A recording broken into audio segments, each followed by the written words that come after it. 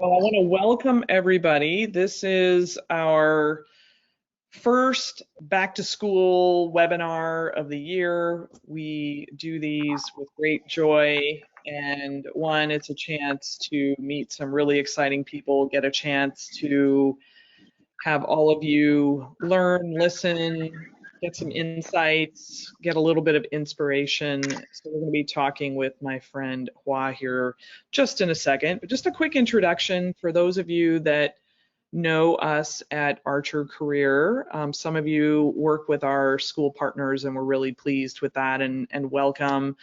For those of you that we're just getting an introduction to, we've done a lot of work over the past 10 years, mostly in and around career coaching and services, and now we've developed some technology to help with job search processes. And we really think about the knowledge, the process, the stress sometimes that's associated with a job search. And we get really excited about that. And again, for those of you that are in our program on your campuses, stay tuned.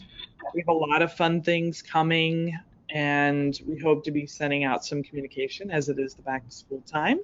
For those of you that may not, we may be soon. But if you ever have any questions, just join us at archercareer.com.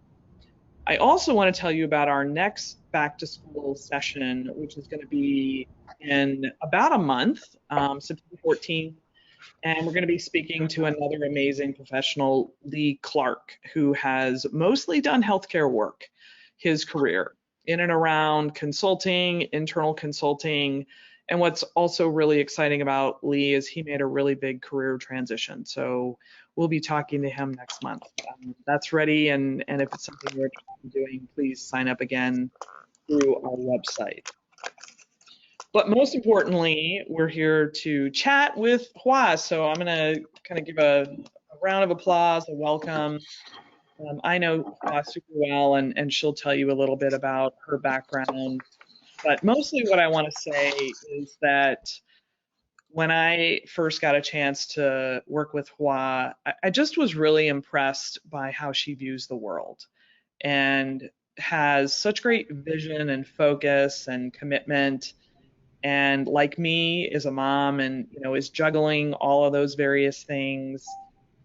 We also have a spouse, so I think we juggle them too, but we have a lot of fun and do our work as eloquently as we can. So Hua, I'm going to let you take over and do more of the official introduction of your background, and tell us a little bit about what you do and the history of how you got here. How I got here. Okay, so start with the background. My name is Hua Gu. Currently an associate at the consulting firm called McKinsey and Company. But I came to the U.S. about 20 years ago. Did my master's and PhD here in Chicago, and then I went on to work for Caterpillar. Spent about 20 years at Caterpillar in various product development roles, design analysis and validation. And then from there, I took an opportunity to work for Whirlpool. So I did product management and strategy work at Whirlpool. Spent about little over 4 years over there, mainly in the laundry category. Um, and then at the same time, I was doing my executive MBA program at Chicago Booth. And then while in the program, and shortly after the program, I started reflecting on my career, and then almost like had a midlife crisis, and I just asked myself the question like, at this career stage and life stage, what excites me and what's gonna make my career more sustainable. So at that point, I decided, reflecting on what really got me excited. I'm just going to put everybody on mute real quick if you and then bring Hua off mute. So just please, if there's any background noise, as you guys know, we're all on a joint conference call, so just be sensitive to that, please. All right, Hua, sorry to interrupt you. Hold on, let me make sure I've got you unmuted. All right. Go ahead, Hua. I just went ahead and unmuted myself if that's okay Perfect. with you, Pam. Okay. Yeah. So where should I rewind to? So I'll just go back to the transition from Caterpillar to Whirlpool. And then, at Whirlpool, I was decided to do my MBA. So did my executive MBA program in Chicago booth, and at the same time started reflecting my career, and I started asking myself the question, what really excites me, and then what's going to make my career more sustainable. Um, so after soul searching, after reflection, after having the midlife crisis, I decided that consulting is the career I wanted to pursue. So basically, the question I was asking myself is, mid-career career switch is challenging, especially with all of the, opportunity cost, right? Because I have strong network in industry, and was giving opportunities at, the companies I was working at.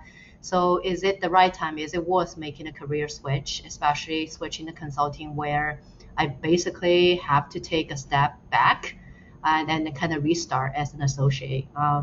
But eventually, the question I was asking myself was, are you going to regret if I don't make the switch now? And the answer was yes. So at that point, I decided it's either now or, later on, it's just going to be even more challenging. So here I am at McKinsey, and it's been a little over a year now at the firm, and I truly enjoy the work, the challenge, the people, and the opportunities that the firm has given me. So I'll just pause there, and then let folks ask questions, or Pam, if you have anything you want to start with. Yeah, so a couple things for everybody who's joining us. You guys can put questions continuously in the chat. Jeremy and I will go through them and feed them to Hua. I have some questions for her, and we'll try to save about 15 minutes, our last 15 minutes, if you guys want to open, ask some questions. So one of the things, Hua, I wanted to maybe have you speak about before we dive into the consulting role, when you were facing that juncture of, what do I do now? Were there some other options that you considered, and how did you go about, you have a PhD, you have, a really deep background in research and product development. So, how did you think about the choices that you had and make that decision that you wanted to go in the direction of McKinsey? Yeah, so before answering that question, I just wanted to say that I want this conversation to be like very candid. I am going to share like my true, honest opinion. And I am also welcoming any, probing questions. If you have anything, if I can be of any help at all, please ask any questions, though, don't hold back. At the same time, with that, I just kind of wanted to say that I'm just really hoping to help you all that who are also in the same situation or are considering making a career switch, or trying to figure out what the next path for you might be. I'm gonna be very like truly candid and very open with you. So again, just feed me with any questions you may have, and take advantage of this open forum. So with that being said, I had at Boost, like people try to categorize everybody into three buckets. One is a career advancer, which is, it was definitely one of my options as well. The second is, you switch to a different industry but continue to advance in your like a general path. The third is basically you kind of like start something very differently from what you have been doing, like career switcher. And then I think I'm missing one. The last one is basically entrepreneurship. So you start something on your own. So with all these options, I was considering all of them. Of course, advancing within the current company back then was definitely an option. And then it just didn't really appeal to me, especially with my identity as like a minority female in the Midwest. The culture in the in the industry in the Midwest is not something that I truly appreciate based on my personal experience. Everybody's experience can be very different, but I feel like that was one of the limiting factors for me. So I don't want to. I want to pick my battlefield. So that was not an option for me at the end of the day because I decided not to because I want to I want to pick a different battleground. The second is start my own business, which is something still today very attracting to me. But after looking into the potential opportunities and after looking into what are some of the again opportunity cost, I still decided against it just because from a timing wise, I feel like with consulting, I need to jump into it now. Um, back then, about a year ago. But starting my own business, I can always do that. Like I have some room, I have some time to pursue that route. Um, and then the third is, switching to a different industry. I also thought about kind of like switching to private equity because after like Booth has really brainwashed me into like the entrepreneurship, like the very financial, like a very finance focused type of education. I was very interested in, the private equity route at one point because of the challenges again and because of the just I can somewhat leverage my background, right? I can go into an private equity practice with an operations focus, but eventually I still again decided against it because again asking myself the question like, am I going to regret without if I don't take the leap of faith and just jump into and switch my career into consulting? And then the answer at that point is yes. And then with private equity, I also feel like kind of like the entrepreneurship, I can switch. I have a little bit more runway to make that switch as well. But with consulting, particularly with the elite firms like McKinsey, which kind of requires you to take with anybody who PT doesn't surgery, have usually, yeah, they don't allow the patient to go to even 7th floor. Yeah, I don't know how they got him to say like 8. So with anybody who doesn't have a consulting background, you kind of have to take a step back to start building your consulting toolkit. So I feel like timing wise, it was just it's either now or never. So with that, with all of these gauges, and of course being an engineer, right? With my background, I started doing like the weighting factors and I started building my matrix and started building my spreadsheets and everything. But at the end of the day, all that, I decided to just follow my heart for once and then answer the question that am I going to regret? And then the answer is yes. And at that point, I'm like, I'm just going to do this. So, Hua, we have a and you guys will all put yourself on mute, and Jeremy, if you will help me mute as well, that would be great. So I want to take some of these questions in layers, Hua, because they're coming in some similar fashions. So one is, can you speak about kind of the day-to-day? There's a few questions around what's the day-to-day look like in your work, and maybe describe that to us. And then I'm going to follow up with a second question, but I want to have you kind of Yeah. talk about that first. Yeah, so the day to day, I will put myself in the context of like when I am on a study on a CST, so client service team, and McKinsey. So the day to day start off with we call it like a check-in. So the team usually in the morning we check in with the engagement manager, and then the purpose and the goal for that meeting is basically to align on the objectives for the day, and then um, what are your deliverables for the day. Align that with the EM, and then at that point, everybody also leverage to see if there's any help needed and you bring up and you surface any issues that might potentially come up at the beginning of the day. And so the team just gather together and plan for the day. So that's usually how the day started off. And then after that, throughout the day, depending on how heavily loaded the client demand is, like the client interaction is. Some days I have back-to-back meetings with the client, within the client organization and multiple different levels throughout the day for many hours, pretty much the whole day in some cases.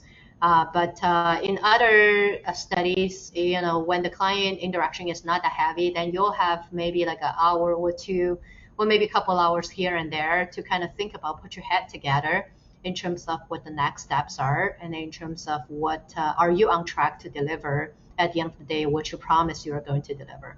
And basically just to get my to-do list done and just to get my deliverables done for the day. And then just maybe give a couple examples if you don't mind. Deliverables, it could be, for example, if I am preparing for a steer code that's coming up, am I going to be at the place that the steer code can be, like a draft can be shared with the internal leadership team, like the partner, so that was one thing. And the second could be, within any of the client service teams within McKinsey, it's very common for us to have a lot of touch point with the leadership team, with the partners. So, and then we call those PS sessions, problem solving sessions, which is, if you are running into any roadblocks and if you need the partner's input, that's the platform that for you to share your ask your questions and then bring it up to the higher level leadership team. So for that, you'll need to prepare, right? Because partners are like super busy. They come in for half an hour. They're expecting the maximum output during the half an hour. They're expecting to give you a very clear answer, yes or no. Here's the path we should pursue, and this is not a potential option. Things like that. So for that, you have to really make sure you're clear. Your communication to the partner is very clear. So you want your communication to be very structured. And then also you want the material that's supporting your communication to be very, very clean and concise. So you would, spend, I would say maybe like a 20-30% of a day preparing for any internal PS needs. And then another 20% of your day, you're, maybe even more, 30-40% of your day, you're preparing to deliver any key client deliverables. For example, another example is, I promised my client during our last meeting that I'm going to maybe send him some draft of an email that he or she can send to the CEO of the company, or and some other important communication that I've promised my client that I was going to help him or her with. Then I'll make sure that I get all of these deliverables covered during the pocket time that I have throughout the day. So, and then, another 10% I would say is probably on just like making sure that you're always thinking about the next steps. You're always thinking about you're doing the right thing. You're putting your, you're putting your effort at where it matters the most. That's very critical because the direction changes a lot. Because the partners, they have constant conversation with the CEOs or top leadership of the clients, and then there's constantly things change, and then so the client would say sometimes I'm not interested in this direction anymore. Can we look into this? Oh, by the way, we heard there might be another potential opportunity in this area. Can we potentially look into that? So there is constantly like evolving type of requests from the client. So you want to be very adaptable to what might be changing throughout the day. And then at the end of the day, it's just a very fast-moving, fast-paced work environment. And then with very, very high standard at McKinsey, not just from the internal leadership team, because the McKinsey has like a dual mission One is we always deliver the best to our client. The second is we always develop the best people. Um, within the firm. So with the mission that we always deliver what's the best for the client, the partners are always, their standards are super high. So that's not just from internally, but from the external perspective, because the client, they pay us so much money on a weekly basis or monthly basis. They do expect a lot. And then because McKinsey serves 80 to 90% of like Fortune 500 companies. Those companies, they also have their internal talent, right? So when they are willing to spend so much time on an external company, external consulting firm, they do expect a lot. And then that also tells you that it's like that the problem itself is very challenging to begin with, because of they do also have their internal talent, but then yet they seek external input. So challenging problems, they expect a lot out of the team. So you are always ready to kind of deliver at a very fast pace with a very high quality. And there's a couple of related questions why I want to maybe just drill a little bit on that. Yeah. Explain high expectations, right? I mean, our participants, all of, the folks joining us today, they have great academic backgrounds. Some people have worked in industry 10, 15, 20 years like you. What is that high expectations? Like, give us an example of what it means and how does it affect the way that you work and maybe a little bit of the pressure that you're under. How is it different than maybe some of the world that you came from, and including the PhD world, which also has a lot of pressure and high expectations? Yeah. So the high expectation comes from, again, not just, I think three aspects.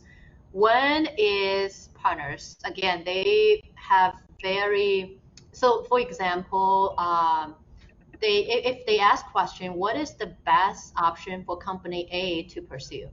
So your answer coming back to them is, I think the best option based on my interaction with them at this point is basically to revamp their product portfolio.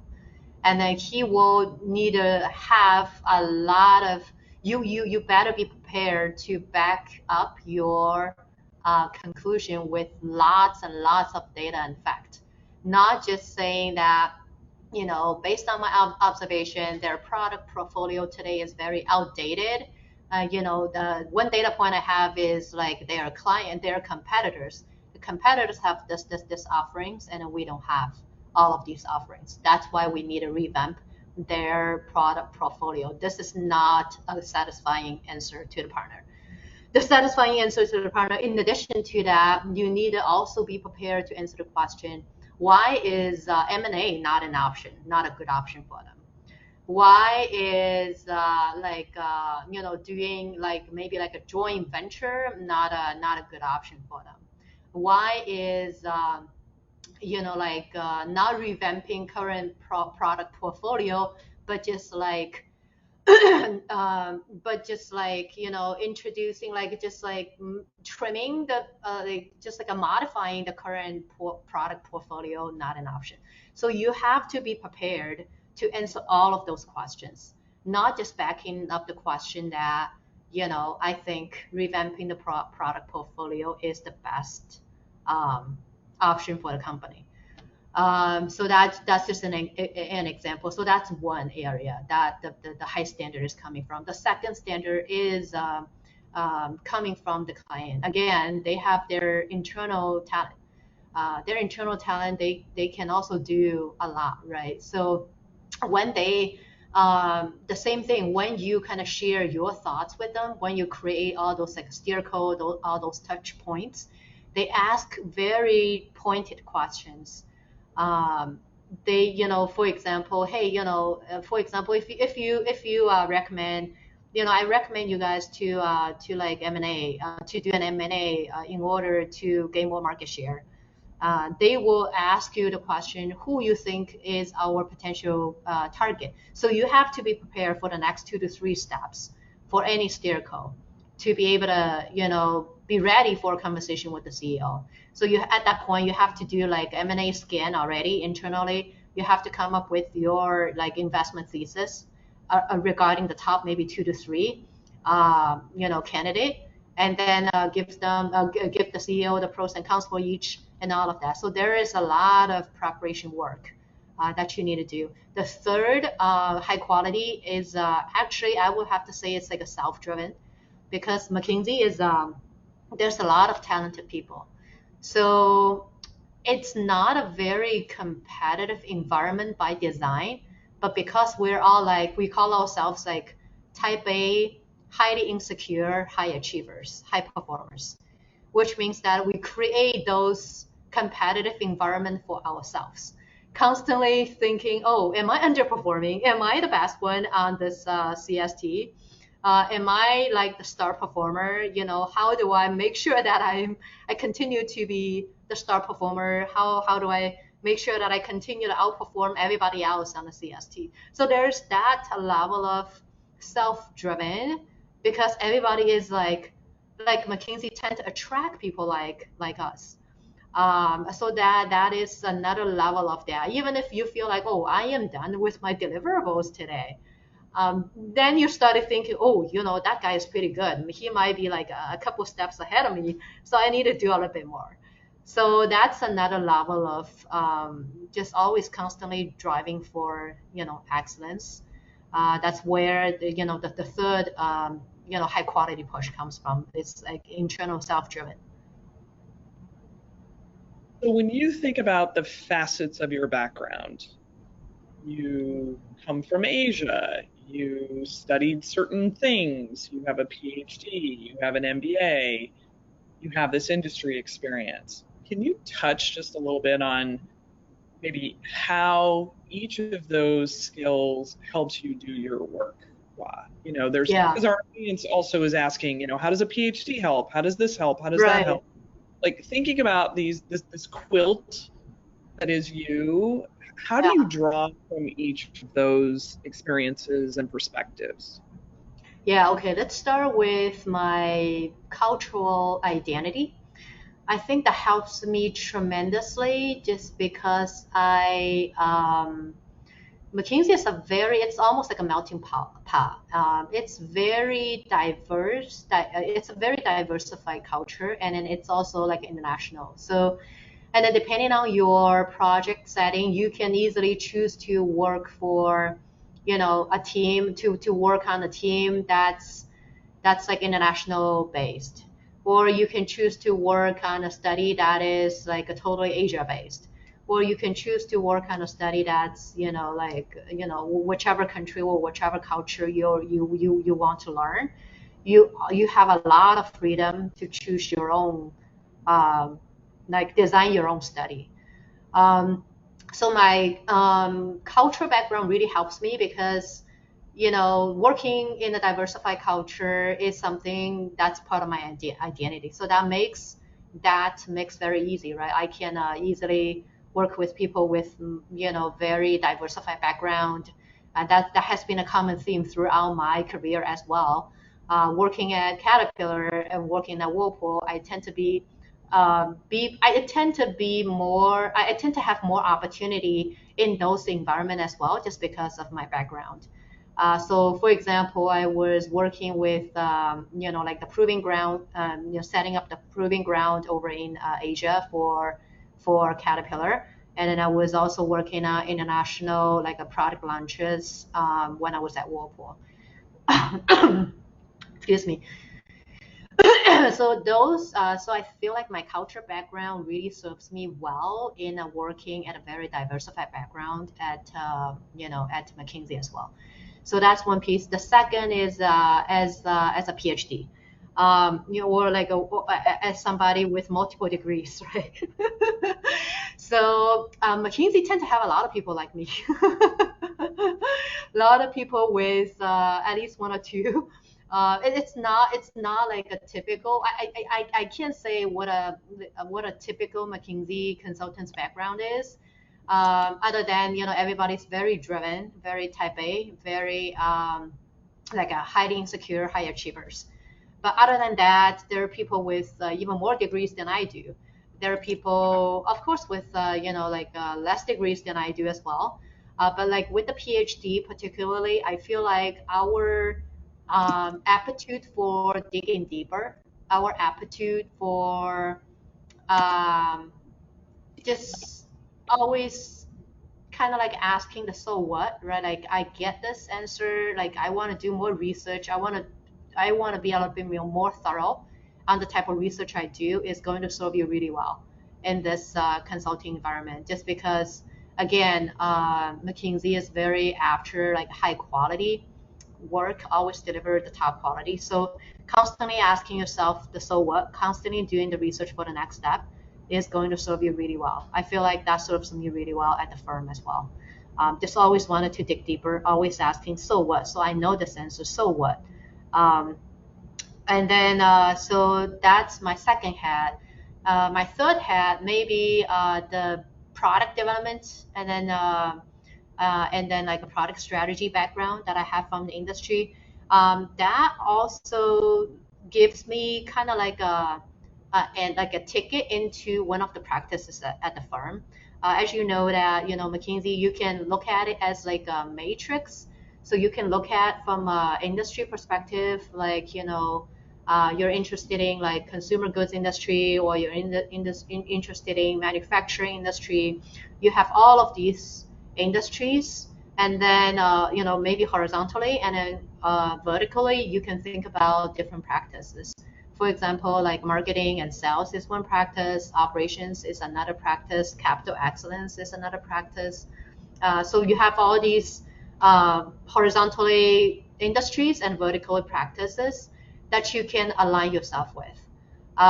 So with my background, I easily have the ticket to be aligned with the product development and then procurement study. I mean, practice within McKinsey. So that's very helpful because with my years of industry experience, I'm not looking to do a random walk, as a lot of folks in their earlier career stage are.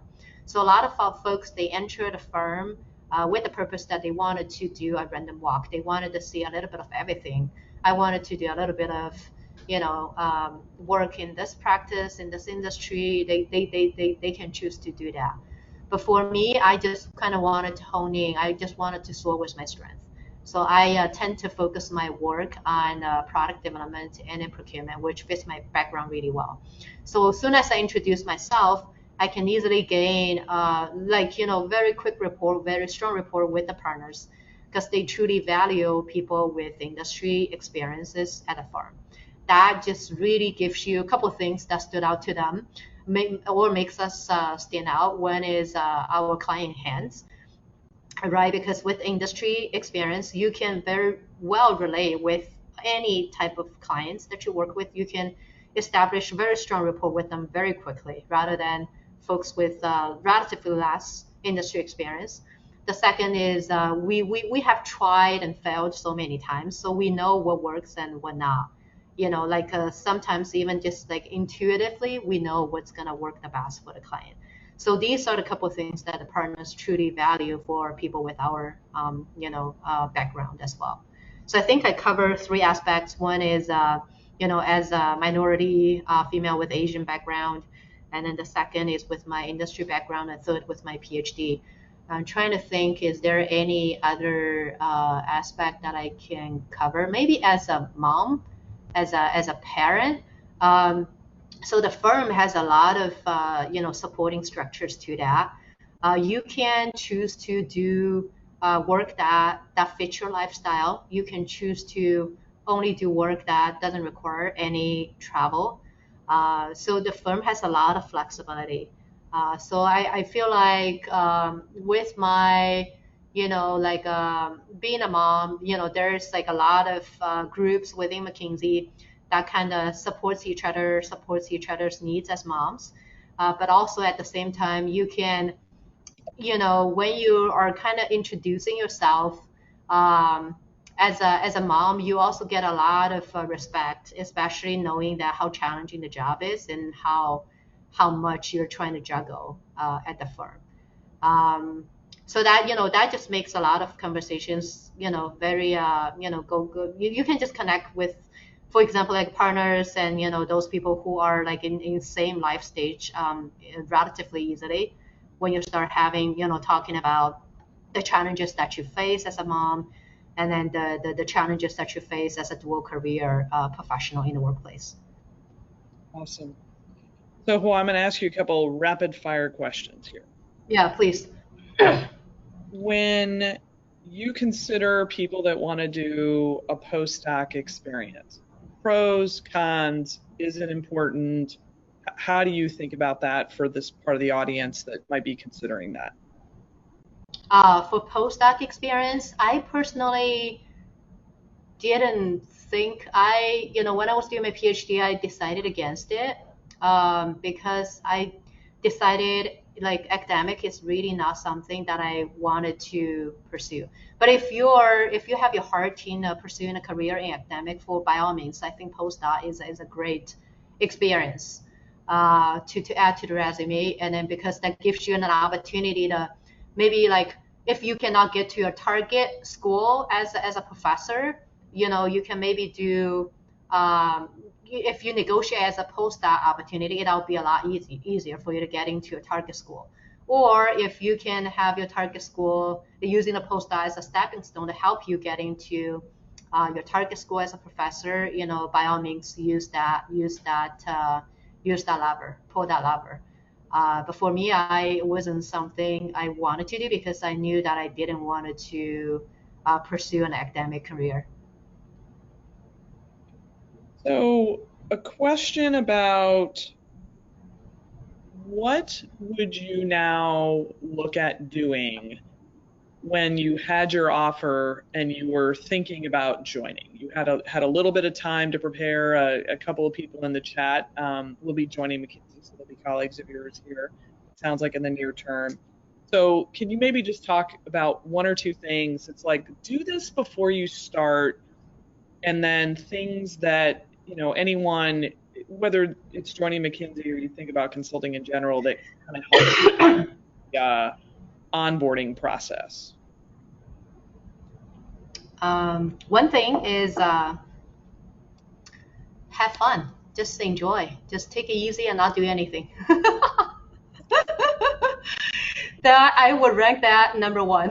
I would totally prioritize that one, just because the work is very challenging, and then I truly mean it. Once you're on board, you're on a very fast moving train that your heart, like Monday through Friday, your stress level is super high.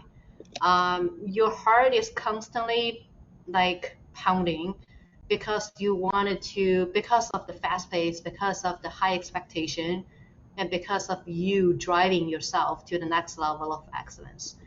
So above everything, I will prioritize definitely enjoy some time, take some time off, just enjoy, traveling to whichever country you want to go to, but also be mindful of COVID, as I am like still trying to recover from one, as you can hear from the little bit of a cough. Just be mindful of, the health and safety aspect. But other than that, just take time off and enjoy. I think that's something you really wanted to prioritize. The second is understanding what you want. I think your journey at a firm is going to be so much better if you already know what you want to get out of this experience. I know it's easier said than done, but if your purpose is to, hey, I just want to do a random walk, make sure that that's clear to you. If your purpose is, hey, I wanted to join a particular study, or I wanted to make, EM in 2 years, or I wanted to make, partner in 6 to 8 years, make sure that that's very clear to you, and make sure it's very clear from day one. That's something you clearly communicate to anybody that you interact with. Because particularly with your PDM, like professional development manager, who is going to be helping you on your staffing, who's going to be helping you on identifying opportunities and navigating through the firm. But if you know what you're trying to get out of this experience, your networking is going to be a lot more targeted. The type of study that you're looking for is going to be more tailored, and then the type of people that you want to get associated with is going to be a lot easier for you to identify, because the firm is just like a big melting pot. You have so many people with so many different backgrounds. You have like Olympic champions, you have like opera singers, you have like people from all walks of life. So if you know what you want to do, even just with, hi, I just wanted to do a random walk, then you can start networking with people with the same goal. You can start networking with the partners that, like promotes that type of approach. That'll make your life so much easier at the firm.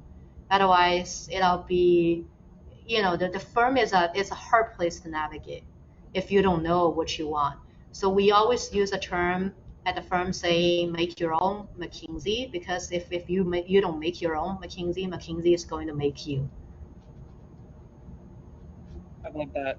So I'm going to ask one more question of Hua, and then what I want to do is leave some time for the group listening with us to ask you some questions directly, Hua. So if you want to ask Hua a question directly, go into the chat and just type ask question, and I'll pick out 5 people to the best of my ability.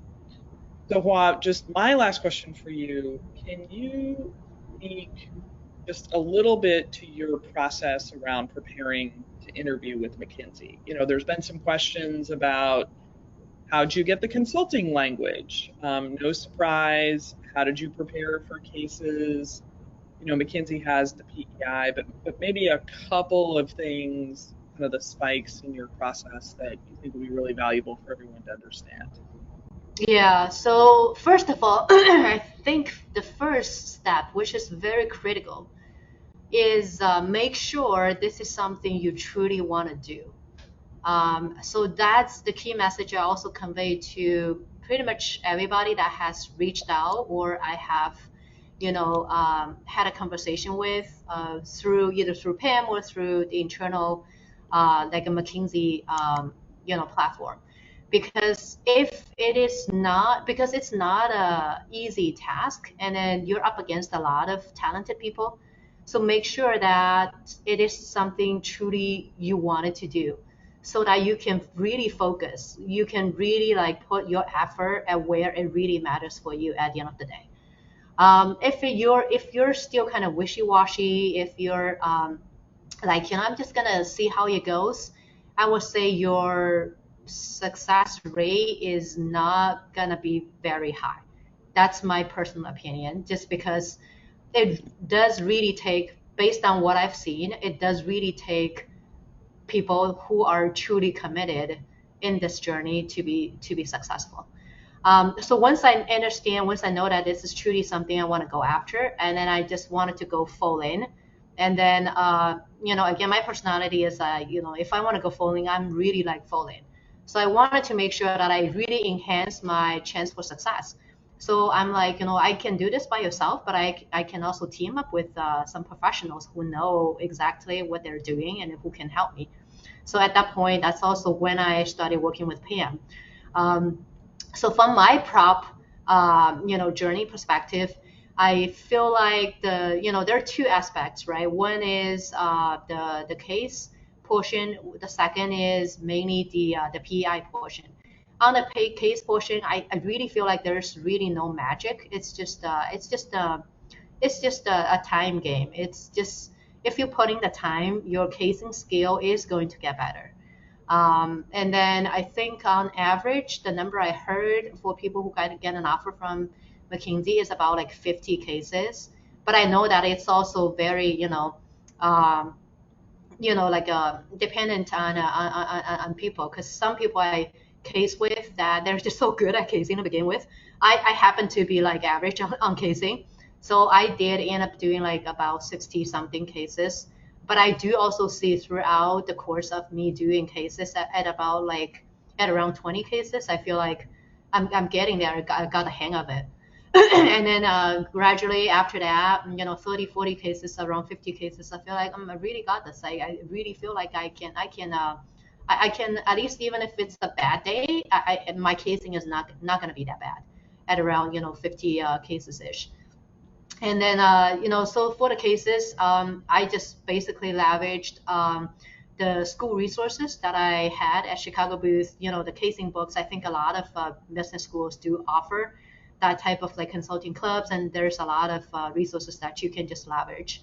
So I did a lot of cases, and then also on the PI side, which is I think an area that you should really emphasize. And then so because the reason I say that is because PI, especially for the interview with McKinsey, that's where you start off with. So if you can really make yourself stand out throughout your PI story, then you can really kind of like build a very quick and fast rapport with the interviewer. So after the first 15 minute, after first, 5 minutes or so, when you start really building this rapport with your interviewer, and then they really tend to like you at that point, then they can really help you with your casing. Even if you make some, small mistakes here and there, they're gonna help you. They're not gonna they're not gonna ding you because you made a, very silly math mistake. So I think between the two, I would strongly recommend everybody to really honing on PEI.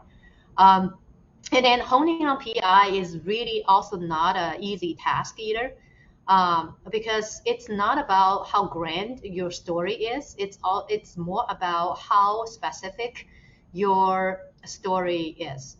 Like, are you able to hone into the piece that really matters? That really have for example, if it's like a personal impact story, it's not about like how much like a 50 million you're able to save on your P&L, or like a 200 million you're able to help your company get. If that's the case, then great. But it's also about like, what are some of the things that you do particularly, the small things, to make sure that you are able to enable the team to be able to deliver 50 million P&L and all of that. So make sure that you're truly honing on the specific actions that you take to lead to the result. That I worked Pam knows this. We worked a lot to like truly honing on the stories. I don't even know how many iterations, but I remember like the other day I was looking at my file. I had over 200, like a 300 video video recording of myself. I was rehearsing in front of the camera. Like I took like a 200-300 video clips of myself, just wanting to make sure that I truly get to the point quickly, because communication is something very important at McKinsey. Like, how do you get to the so what very quickly, especially when you're talking about at the executive level communication. So make sure that, and it does take reps to get there. So just make sure that putting the time there on the PEI as well. And then I basically just also, since I was working with Pam at a point, so I just kind of followed like the overall structure that Pam has kind of laid out. Different buckets of things that you need a honing on. So that kind of summarizes my prep journey. And towards the end, I was just having some kind of like mock interviews and mock practices with true, like a real consultants. That also feel like I also feel like that brought my game to the next level. Awesome. Yeah, and just a comment for some of you that are at schools that Archer Career partners with, we either work with your consulting club or the career office. We have some case preparation tools. We have some programs. So if you have any questions about that, if you're not quite sure if we're doing something on your campus, feel free to reach out to one of us. There's a question that came in the chat, Hua. Somebody's in their lab, so asking you directly wasn't going to be possible.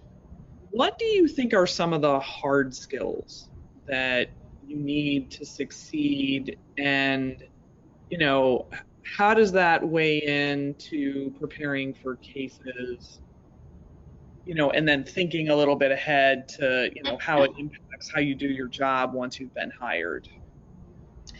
Yeah, so the hard skills that's required for case prep is different from when you're on the job. I say that just because I really don't think there is any hard skills you need when you're just preparing for your interview. I do feel like everybody, if you like, if you know this is something you truly want, if you're really putting the effort, you will get a chance. Like, it's really just that simple. Like at the end of the day, it's about how much you really want it, right? Like at the end of the day, it's the people who truly wanted it who get it. So I really don't think, like there's any hard skills in terms of the page making, like Excel, and then all of that. One thing, you may want to hone in a little bit more on is the communication. So when maybe like maybe say like an hour a day you set aside for yourself. You said during this hour I'm just gonna be communicating like a top executive.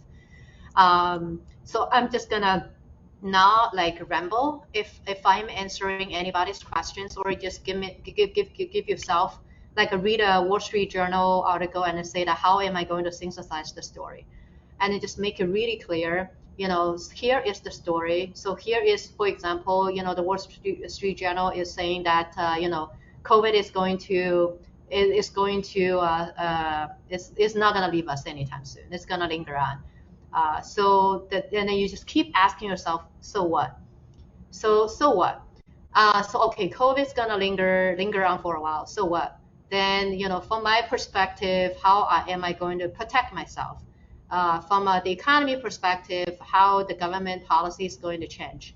From like all the business perspective, like how like a particular company CEO may think of things a little bit differently. So like if you keep asking yourself, so what, and make sure that your answer is like very crisp to the point, and then ask yourself like so many so what's to the point that there's no more so what you feel like you can ask anymore. But it has to be at least five, because in many cases I feel like there's no more so what I can ask myself, but the partner can come back and keep asking me like additional so what.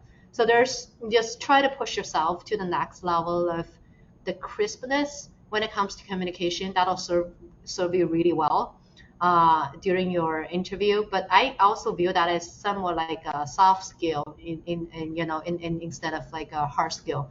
But when you're on the job, I wouldn't worry too much about like preparing for like making pages, like doing Excel modeling and all of that.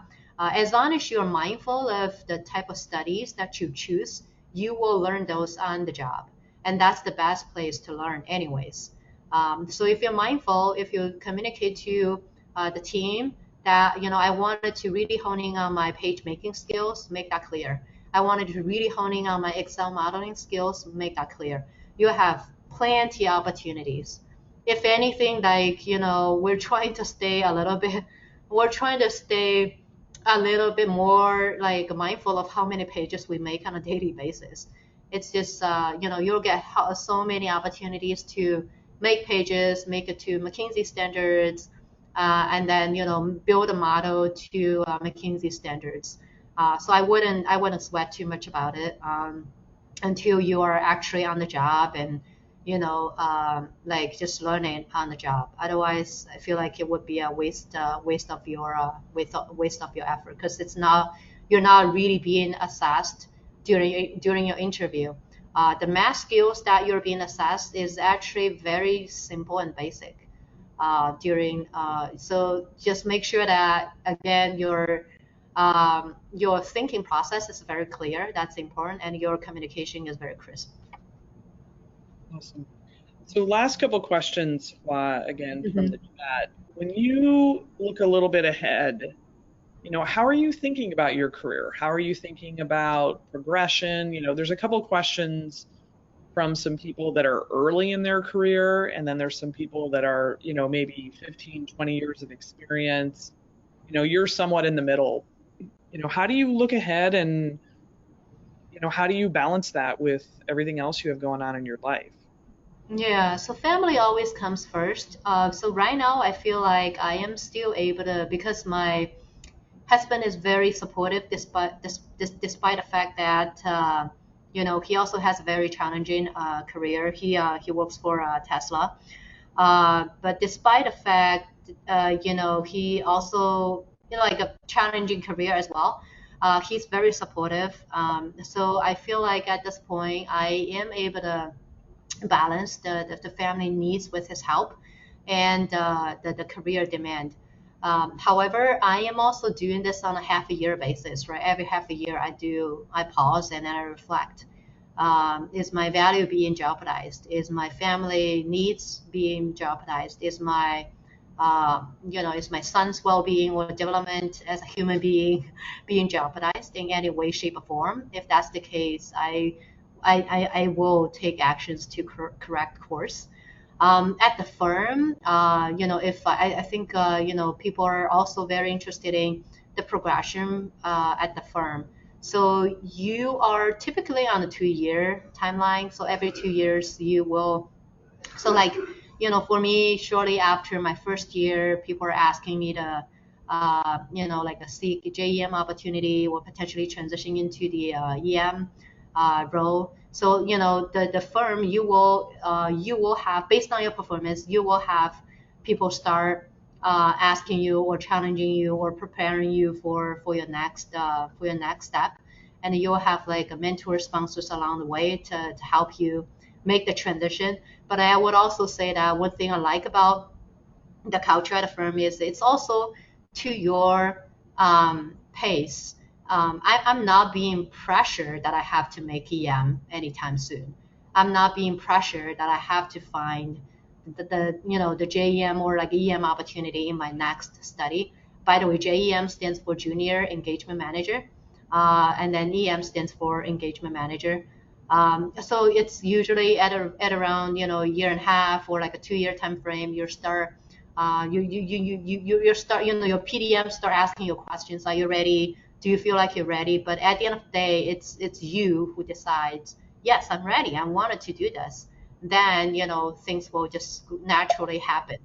Um, at the same time, I also see people who just like truly enjoy what they do. I see like business analysts or associates, they just want to stay in their current role for a little for longer, and that's totally up to them as well. They can continue to enjoy, they can continue to be the top performer at what they do, and then they try to enjoy that, and then whenever they feel like they're ready, they can take the next step. So, but an average, a natural progression is every 2 years, you will be asked to, are you ready? Think about you'll start thinking about the next step, and then after the EM, it's the associated partner level, where you're gonna start managing multiple studies instead of just one. And then after associated partner, it's partner level. But at the higher level, you're probably going to be expected to stay in the role for a little bit longer, just because it's going to take a little bit longer for you to be fully comfortable as an associated partner, where you're managing multiple like studies, multiple client relationships.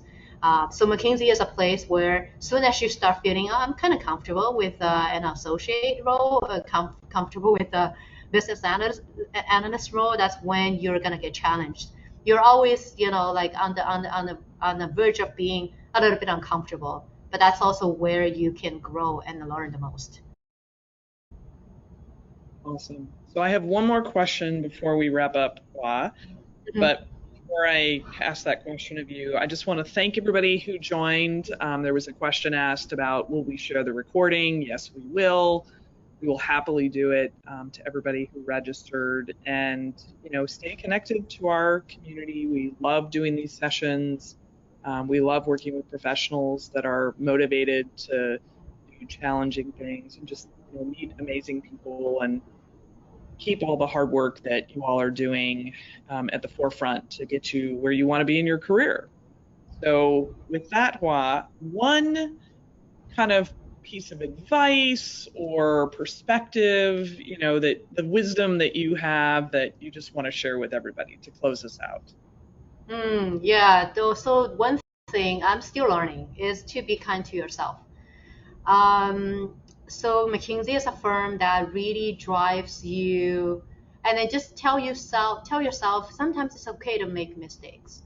I know that for most people, probably in this audience, as well, is we try to really drive ourselves really hard. We try to always be on top of our games. We always try to be like very hard, just like I'm not. It was not okay that I made that mistake. Like how stupid was I that I was like able to. I was like I didn't even think of that. It's just okay because especially for the type of personality we are, we tend to seek out those really high challenging jobs, high challenging roles, despite in consulting or not. So the environment you're in, it's already very stressful. It's already very, very challenging. So be kind to yourself is so important because you want your career to be sustainable. You want your well-being to be managed along the way. So always have this like very kindness. Like most of us are very kind to others, but how about let's do that to ourselves? Just tell yourself it's okay that you made a mistake. Tell yourself that it's okay that you're not like the top of the game for this particular situation. That'll serve your that'll serve us really well in the long run because like there's like believe me, you're not gonna have the lack of any of like challenges or any type of stress environment in your career, but you will at the end of the day find that just that little kind voice to yourself will make your career a lot more sustainable. Awesome. I couldn't agree with that more. I think what was expressing is really great, and I hope you all will take that to heart because I do think we all know that we work really hard and we are hard on ourselves and how we judge what we do. So having fun, working hard, reaping the rewards of that. And I hope everybody found this to be a great conversation. As always, I enjoyed talking to you. I always learned something a little bit new, and enjoy the rest of the day. Thanks everybody for dialing in, and we'll see you soon. Hope to see you next month. Take care. Yep, sounds great. Thank you. Bye, Hua. Thank you. Thank you. Bye.